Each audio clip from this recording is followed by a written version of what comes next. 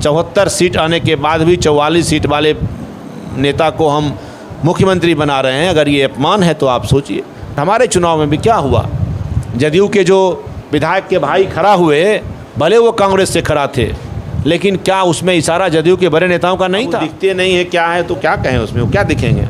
पैसा पर वोट लेके जीतने वाला व्यक्ति क्या दिखेगा?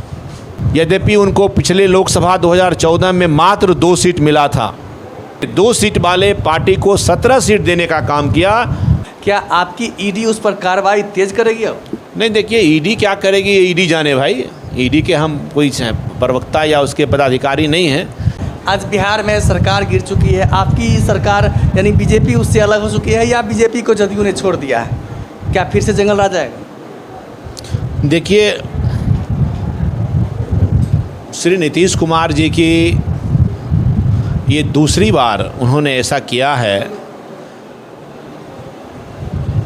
जब वो भाजपा से अलग हुए थे तो एक सहज गठबंधन जो 1996 से चल रहा था भारतीय जनता पार्टी के साथ, और भाजपा को अधिक सीट आने के बाद भी उनको मुख्यमंत्री बनाया गया, उनके नेतृत्व में पार्टी ने चलना स्वीकार किया गठबंधन धर्म को निभाते हुए।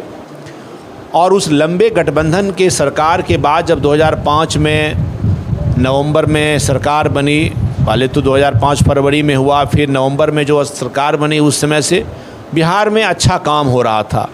और वो अच्छा काम भारतीय जनता पार्टी के नेताओं के द्वारा, नीतीश कुमार जी के द्वारा मुख्यमंत्री के तौर पर ज़रूर हो रहा था। लेकिन 2010 के बाद 2015 के पहले 13 में वो अचानक भाजपा से अलग होकर चले गए। लेकिन उनको 22 महीने के बाद ही 2017 में फिर श्री तेजस्वी यादव जी के ऊपर लगे भ्रष्टाचार के आरोप से उन्होंने उनसे अलग होकर के, और भारतीय जनता पार्टी ने, हमारे नेताओं ने कहा कि जब नीतीश कुमार जी भ्रष्टाचार के मुद्दे पर उन्होंने आरजेडी से अलग होने का काम किया है, तो हम ऐसे भ्रष्टाचार के प्रति जीरो टॉलरेंस रखने वाले नेता का हम समर्थन करेंगे। और हमारी पार्टी ने समर्थन किया था 2017 में, और तब फिर वो मुख्यमंत्री की कुर्सी उनकी बची थी। 17 के बाद 19 में लोकसभा का चुनाव हुआ। यद्यपि उनको पिछले लोकसभा 2014 में मात्र 2 सीट मिला था, और जब 17 में हम साथ हुए, भाजपा साथ हुई, और नीतीश जी को 19 में हमने अपने सिटिंग सांसदों का टिकट काट करके और 17 सीट, हमने 2 सीट वाले पार्टी को 17 सीट देने का काम किया। हमारे नेता ने, आदरणीय प्रधानमंत्री नरेंद्र मोदी और हमारे राष्ट्रीय अध्यक्ष जी ने, उस समय के आदरणीय अमित शाह जी, और इस बात को कि हम गठबंधन में हैं तो हम गठबंधन में साथ चलेंगे। 2020 में चुनाव हुआ, उस चुनाव में भाजपा को 74 सीट आया और उनको 44 सीट आया। एक 44 सीट आने वाले पार्टी के नेता को हमारी पार्टी ने मुख्यमंत्री बनाया, इसलिए कि मुख्यमंत्री के चेहरा के रूप में हमने उनका नाम प्रस्तावित चुनाव में किया था। यद्यपि चुनाव में जनता ने जो वोट दिया था वह माननीय प्रधानमंत्री नरेंद्र मोदी के द्वारा जो किया गया बिहार में विकास का काम था, उस काम को देख करके, चाहे आज घर घर बिजली देख रहे हैं, देखिए पंखा चल रहा है, ये तब संभव हुआ जब 2014 में प्रधानमंत्री नरेंद्र मोदी की सरकार बनी। और बिहार में 17 में जब डबल इंजन की सरकार बनी, जो डबल इंजन का शब्द प्रचलित हुआ, तो वह सचमुच में डबल इंजन काम कर रहा था यहाँ, और केंद्र ने पूरी तरह से, प्रधानमंत्री नरेंद्र मोदी ने बिहार का विकास का काम किया, चाहे वह बिजली का क्षेत्र हो, उज्ज्वला योजना के क्षेत्र में हो, गरीब महिलाओं को धुआं से मुक्ति का सवाल हो, पुल, बड़े बड़े पुल, बड़े बड़े सड़कों का निर्माण हो, जो ही 3-4 वर्षों में हुआ 17 से 20 में, उसके कारण 20 में फिर से एनडीए लौट करके आई। और मैंने कहा कि 44 सीट ही नीतीश जी जीत पाए। नीतीश जी को बहुत यहाँ के लोगों ने जनादेश नहीं दिया था, वह जनादेश भाजपा और प्रधानमंत्री नरेंद्र मोदी के काम पर था। लेकिन चूँकि हमारी पार्टी ने, एनडीए ने उनको अपना मुख्यमंत्री का चेहरा घोषित किया था, इसलिए उनको मुख्यमंत्री बनाया। लेकिन इसके बाद सर, नहीं, मैं पूरी आज क्या आरोप लगा कि वो भाजपा उनको अपमानित कर रही है। अगर ऐसा करना कि 74 सीट आने के बाद भी 44 सीट वाले नेता को हम मुख्यमंत्री बना रहे हैं, अगर ये अपमान है तो आप सोचिए। लेकिन आज फिर वो चले गए, उन्होंने बिहार का जो जनादेश था उसका उन्होंने अपमान किया, तो इसका बिहार की जनता जवाब देगी समय पर। सर, बीजेपी से आज अलग हो चुकी है जदयू और आरजेडी में गई है, वास्तव में यहाँ फिर से जंगल आ जाएगा? देखिए, सबसे पहला तो सवाल यह है क्या आएगा वो भविष्य बताएगा। लेकिन आज जो वो चले गए हैं तो मैं उनसे, मेरा यह सवाल है कि क्या तेजस्वी जी पर जो आरोप था, जिस आरोप के आधार पर आप 13 में अलग हुए, क्या आज वह आरोप से बरी हो गए? क्या उन पर भ्रष्टाचार के अकूत संपत्ति अर्जित करने का उन पर जो आरोप लगा हुआ है, जिसकी सीबीआई और बाकी सारी जो कानूनन प्रक्रिया और जांच एजेंसी जांच करके और उसको कर रही है, तो क्या उससे वो बरी हो गए? तो जब वो बरी उस समय नहीं थे, उस पर जब उन पर आरोप लगा तो अलग हो गए, और आज भी उन पर यह आरोप है और उस आरोप से वो बरी नहीं हुए हैं, तो किस तरह और क्यों आप उनके साथ गए, ये बड़ा सवाल है। और आने वाले दिन में आप जान लीजिए कि लालू यादव जी ने भी कहा है, तेजस्वी भी कह चुके हैं, और जिस 22 महीने में 15 में सरकार उनको साथ बनाए, 22 महीने में ये उकलाहट उनको लगा और वो फिर जदयू में चले आए। मैं ये नहीं कह रहा हूँ कि वो फिर भाजपा में आएंगे, और मैं तो कहूँगा कि अगर वो आना भी चाहेंगे तो अब भाजपा उनको कभी अपने साथ नहीं ले। लेकिन इस बार जनता उनको ऐसा अवसर नहीं छोड़ेगी। बिहार में को फिर से वो उसी रास्ते पर ले जाने का जो प्रयास कर रहे हैं, देखिएगा नीतीश कुमार जो भाजपा के साथ रह कर के नीतीश कुमार थे, अब वो आरजेडी के साथ जा कर के वो नीतीश कुमार की छवि नहीं रहेगी, ना वो काम कर पाएंगे, ना उनको काम करने में सहयोग मिलेगा। और इसका जो नुकसान है वो नीतीश कुमार जी को तो शायद नहीं होगा, क्योंकि वो तो मुख्यमंत्री बने रह जाएंगे, लेकिन इसका नुकसान बिहार की जनता को होगा। ये बात जरूर सोचनीय है। सर, तेजस्वी यादव के ऊपर जिस तरह से आरोप लगाया गया और जो भ्रष्टाचार का आरोप है, और क्या लगता है कि जैसे ही बीजेपी से अलग हुई है जदयू और इसमें आरजेडी में सटी है और गठबंधन किया है, क्या आपकी ईडी उस पर कार्रवाई तेज करेगी अब?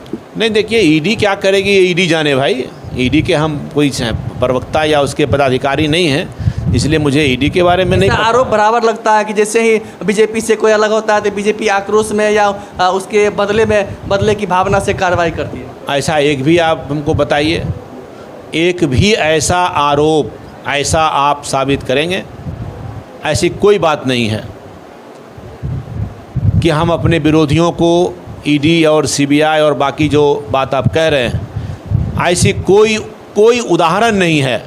ईडी का अपना काम है। हाँ, एक बात तो ज़रूर है कि पहले जो राजनेता राजनीति को धन कमाने का भ्रष्टाचार के माध्यम से जो रास्ता राजनीति को मानते थे और अकूत संपत्ति इकट्ठा करते थे, उन पर केंद्र की जो सरकार हुआ करती थी उसकी नज़रें नहीं जाती थी, क्योंकि केंद्र की सरकार स्वयं उस भ्रष्टाचार में आकंठ डूबी हुई थी। लेकिन आज जो प्रधानमंत्री के कुर्सी पर बैठा हुआ व्यक्ति है, उसका नाम है नरेंद्र मोदी। वह भ्रष्टाचार और भ्रष्टाचार करने वाले लोगों को निश्चित तौर पर खुली छूट दे रखी है जांच एजेंसियों को कि अगर किसी के बारे में, चाहे वो अपना हो, पराया हो, विपक्षी हो, पक्ष का हो, उससे कोई मतलब नहीं है। अगर कोई भी अगर इस तरह का काम करता है, देश के साथ गद्दारी करता है, देश के जो टैक्स का पैसा है, सरकार का जो खजाने का पैसा है, जनता की गाढ़ी कमाई का पैसा है, अगर उसका दुरुपयोग करता है तो निश्चित तौर पर उस पर कार्रवाई तो होनी चाहिए और होती है।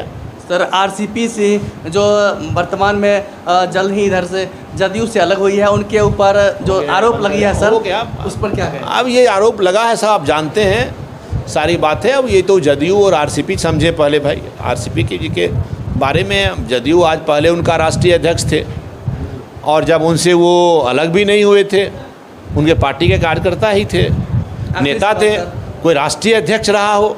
और जो आरोप लगा रहे हैं कि धन और इतना संपत्ति और इतना ज़मीन, तो एक दिन में खरीद लिए, एक सप्ताह में खरीद लिए होंगे? ये भी तो जांच होना चाहिए ना कि राष्ट्रीय अध्यक्ष रहते हुए जब उन पर आप उनको जब बना रहे थे राष्ट्रीय अध्यक्ष, जब वो पदाधिकारी थे, आप उनको राजनेता बना रहे थे, तो क्या आपने उस समय उनका ब्यौरा लिया था पूरा? तो आज वो आपके पार्टी से थोड़ा नाराज हुए या क्या हुए मुझे भी ये नहीं पता है, क्योंकि वो तो थे जदयू में ही, कोई हमारे पार्टी के कार्यकर्ता या हमारे पार्टी में आए नहीं हैं। फिर आखिर कौन सी बात ऐसी हो गई कि अचानक उन्होंने आपने उनका पूरा चिट्ठा निकाल दिया?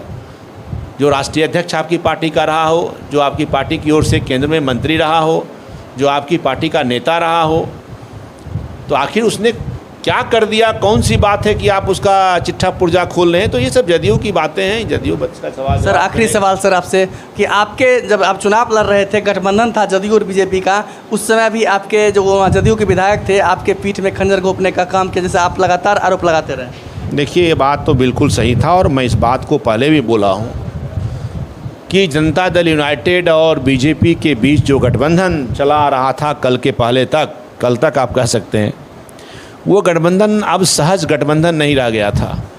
भाजपा ने उनके साथ गठबंधन धर्म निभाने के लिए बहुत कुछ किया। अभी मैं उदाहरण दे रहा हूँ, आप मेरा चुनाव छोड़ दीजिए, अभी कुछ दिन पहले उपचुनाव हुआ कुशेश्वर स्थान और तारापुर में, दोनों जगह पर जदयू का प्रत्याशी था, लेकिन हमारी पार्टी भाजपा के सभी नेता वहाँ कैंप करके और जदयू के दोनों उस उपचुनाव के सीट पर दोनों पर जिताने का काम किया। और उसके बाद एक बाय इलेक्शन हुआ अभी हाल में बोचहा में, वहाँ भाजपा का कार्यकर्ता चुनाव लड़ रहा था, लेकिन जनता दल यूनाइटेड के लोगों ने जा करके वहाँ क्या किया सबको मालूम है। तो एक तरफ हम उनको मानते रहे, हमारे कार्यकर्ता उनके सिंबल पर वोट करते रहे हैं, लेकिन वो हमारे सिंबल पर वोट करने से हमें धोखा देते रहे। और हमारे चुनाव में भी क्या हुआ, जदयू के जो विधायक के भाई खड़ा हुए, भले वो कांग्रेस से खड़ा थे, लेकिन क्या उसमें इशारा जदयू के बड़े नेताओं का नहीं था? बिल्कुल, बार भी हम खबर चलाए थे कि पीठ पीछे खंजर घोंपने का काम चल रहा है सर। बिल्कुल बिल्कुल, मैं तो कह ही रहा हूँ जदयू के बड़े नेताओं से, जदयू के आलाकमान से उनको इशारा था, और तभी जा करके उनकी इतनी हिम्मत हुई कि वो अपने भाई को कांग्रेस से खड़ा करके और स्वयं वोट मांगते रहे। मैं कहता रह गया जदयू कार्यालय में जदयू के नेताओं को कि आपके विधायक यहाँ एनडीए के प्रत्याशी के खिलाफ वोट मांग रहे हैं, मैं नीतीश कुमार का घोषित प्रत्याशी हूँ, लेकिन कोई नहीं सुना और उनके विधायक खुलेआम एनडीए के प्रत्याशी के रूप में मैं था, मेरे खिलाफ वोट मांगते रहे। तो ये सब तो ऊपर से मिली था। अब वो दिखते नहीं है, क्या है तो क्या कहें उसमें, वो क्या दिखेंगे? पैसा पर वोट लेके जीतने वाला व्यक्ति क्या दिखेगा? बिल्कुल, पूर्व एमएलसी रजनीश कुमार हमारे साथ थे, इनको बात करने के लिए बहुत बहुत धन्यवाद। इन्होंने अपनी पक्ष रखी और वर्तमान सरकार और पूर्व की सरकार के बारे में भी इन्होंने विस्तृत रूप से जानकारी दी है।